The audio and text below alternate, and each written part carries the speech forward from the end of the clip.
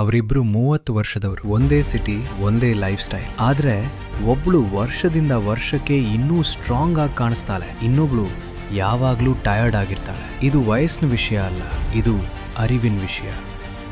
ಪೂಜಾ, ಒಂದು ಪ್ರಶ್ನೆ ಕೇಳ್ಬೋದಾ? ಅಯ್ಯೋ ಕೇಳು. ನಾವು ಒಂದೇ ಏಜ್ ಅಲ್ವಾ? ಹಾಗಿದ್ರೆ ನನಗೆ ಯಾವಾಗ್ಲೂ ಇಷ್ಟು ದಣಿವು ಯಾಕೆ? ನಿನಗೆ ಯಾಕಾಗಲ್ಲ? ನೀನ್ ಓಲ್ಡ್ ಆಗ್ತಾ ಇದೀಯಾ ಅಂತಲ್ಲ, ನಿನ್ನ ದೇಹಕ್ಕೆ ಬೇಕಾದದ್ದು ಸಿಗ್ತಿಲ್ಲ ಅಷ್ಟೇ. ಏನ್ ಸಿಗ್ತಿಲ್ಲ?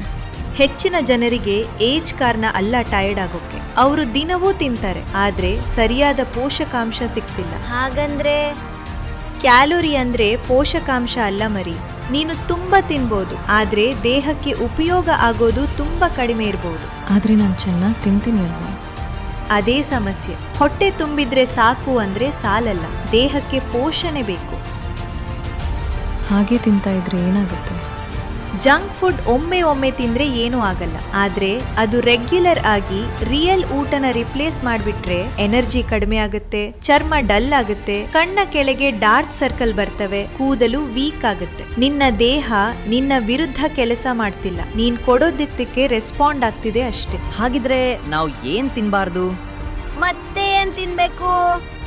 ಪ್ಯಾಕೆಟ್ ನಲ್ಲಿ ಬಂದು ತಿಂಗಳುಗಳ ಕಾಲ ಕೆಡದಿರೋದು ಅಂದ್ರೆ ಅದನ್ನ ಕಡಿಮೆ ತಿನ್ನಿ. ನೆಲದಲ್ಲಿ ಬೆಳೆಯೋದು ಅಂದ್ರೆ ಅದನ್ನ ಹೆಚ್ಚು ತಿನ್ನಿ. ದಿನವಿಡೀ ಊಟ ಬ್ಯಾಲೆನ್ಸ್ ಆಗಿರ್ಲಿ. ಮಾರ್ನಿಂಗ್ ಪ್ರೋಟೀನ್ ಮತ್ತು ಫೈಬರ್ ಇರ್ಲಿ. ಲಂಚ್ ತರಕಾರಿ, ಪ್ರೋಟೀನ್, ಕಾರ್ಬ್ಸ್ ಬ್ಯಾಲೆನ್ಸ್ ಮಾಡಿ. ನೈಟ್ ಲೈಟ್ ಆಗಿರ್ಲಿ, ಆದ್ರೆ ಕಾಂಪ್ಲೀಟ್ ಆಗಿರ್ಲಿ. ಪ್ರೋಟೀನ್ ತುಂಬಾ ಮುಖ್ಯ ಮರಿ. ಹೆಚ್ಚಿನ ವಯಸ್ಕರಿಗೆ ದಿನಕ್ಕೆ ಸುಮಾರು 60 ರಿಂದ 90 ಗ್ರಾಂ ಬೇಕು, ಮಸಲ್ ಸ್ಟ್ರಾಂಗ್ ಆಗಿರೋಕೆ ಮತ್ತು ವಯಸ್ಸಾದ್ರೂ ಬಲವಾಗಿರೋಕೆ. ಪ್ರೋಟೀನ್ ಕಡಿಮೆ ಇದ್ರೆ ಮಸಲ್ ಸರಿಯಾಗಿ ರಿಕವರ್ ಆಗಲ್ಲ, ನಿಧಾನವಾಗಿ ದೇಹ ವೀಕ್ ಆಗ ಹೋಗುತ್ತೆ. ಚರ್ಮ ಮತ್ತು ಕೂದಲು ಕೂಡ ಬಲ ಕಳೆದುಕೊಳ್ಳುತ್ತೆ. ಸೂರ್ಯ ಬೆಳಕು ಸಿಗದಿದ್ರೆ ವಿಟಮಿನ್ ಡಿ ಕಡಿಮೆಯಾಗಬಹುದು, ಎನರ್ಜಿ ಕಡಿಮೆಯಾಗಬಹುದು, ಬಾಡಿ ಸ್ವಲ್ಪ ಸ್ಟಿಫ್ ಅನ್ನಿಸಬಹುದು.